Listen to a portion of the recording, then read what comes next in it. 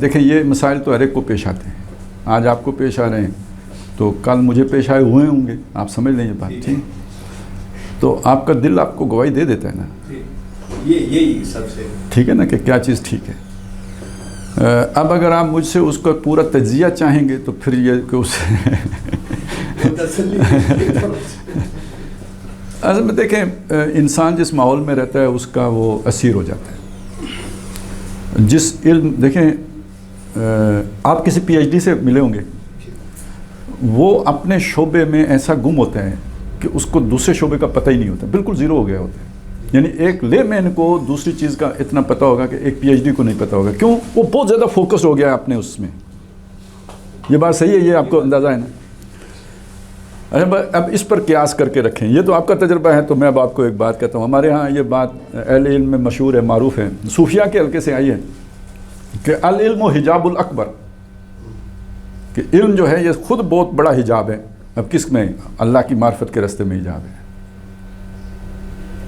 تو میں اسے دو سطحوں پہ آپ کو سمجھانا چاہتا ہوں. پہلی سطح یہ ہے, ایک یہ پی ایچ ڈی والا, ٹھیک ہے. آج دنیا میں جو انفارمیشن کا فلڈ آیا ہوا ہے, جو اس میں آ گیا, تو وہ تو یہ اٹھا کے لے جا, کدھر خدا کی یاد آئے گی. یہ الیکٹران, پروٹون, نیوٹران, فلانا, مطلب ادھر سے بندہ کدھر سے نکلے گا؟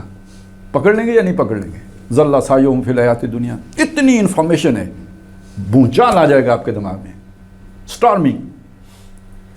کدھر آپ کچھ سوچنے, آپ کو گھر کی سوچ نہیں آئے گی جب آپ اس میں گھس گئے. تو یہ دنیا کا علم کس نے دیا؟ وَعَلَّمَ الْآدَمَ أَسْمَاءَ كُلَّهَا, کس نے دیے؟ اللہ نے دیے. لیکن وہ حجاب بن گئے یا نہیں بن گئے؟ یہ جو ہمارا جسے ہم دینی علم کہتے ہیں, یہ اصل میں فقہ کا علم ہے. یہ کل دین کا علم نہیں ہے, یہ فقہ کا علم ہے. اور فقہ سے بھی مراد کیا ہے؟ فقہ بھی دو ہیں. ایک فقہ وہ ہے جس کا ذکر آیا ہے سورہ توبہ میں, کہ اگر یہ ان کو دین کی سمجھ نہیں ہے تو یہ آئیں نا, یا آپ نے کوئی پھر گروہ بھیجیں, کوئی نوجوان بھیجیں, آ کے سیکھیں دین. لِيَتَفَقَّهُوا فِي الدِّينِ, یہ دین کی سمجھ حاصل کریں, پھر اپنی قوم کو جا کے خبردار کریں. یہ فقہ وہ فقہ نہیں ہے جس کو آج ہم فقہ کہتے ہیں. یہ الفقہ الاکبر ہے. یہ دین کی بڑی بڑی باتیں, یہ جو ابھی ہم نے کی ہیں, یہ سب فقہ ہیں. لیکن یہ سورہ توبہ والی فقہ ہے, ٹھیک ہے نا. ایک ہے یعلمہم الکتاب, وہ ان کو کتاب کی تعلیم دیتا ہے, یہ فقہ اصغر ہے. ایک وہ پوری ہے, یتلو علیہم آیاتہ ویزکیہم ویعلمہم الکتاب والحکمہ, ایک پورا یہ ہے فقہ اکبر. اور ایک اس کا پورشن ہے یعلمہم الکتاب, نماز کیسے پڑھنی ہے, روزہ کیسے رکھنا ہے, یہ فقہ اصغر ہے. اب جو اس فقہ اصغر, دیکھیں صحابہ کے دور میں یہ فقہ اصغر بہت سادہ سی تھی, کوئی کتاب نہیں تھی, حضور سامنے تھے, وہ کتاب ہدایت ہیں اور ان سے وہ دیکھتے ہیں اور عمل کرتے ہیں. ہمارے ہاں آج فتاویٰ کی کتابیں, لائبریریاں, اب اسپیشلائزیشن کا دور, جو مفتی بنا وہ اس میں گم ہو گیا,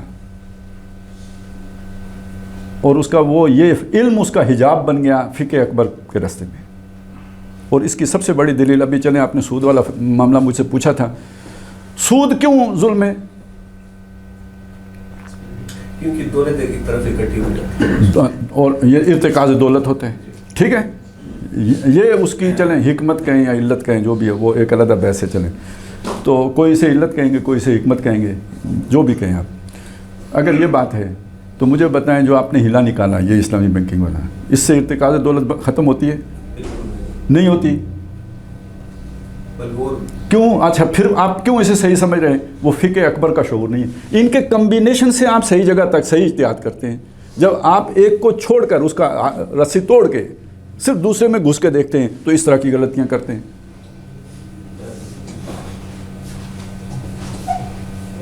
میں سمجھ گیا. ہم نے جو بات کی ہے ساری اصول کی بات کی ہے. دیکھیں توحید اصول ہے, ہم نے اصول کی بات کی ہے. اب اگر کوئی توحید کو یہ سمجھے کہ یہ تفسیر بالرائے ہے تو وہ تو پھر حضرت مسیح کو بھی سولی چڑھائے گا. تو ہم تو پھر جب زندہ ہیں تو خدا کا شکر ہے.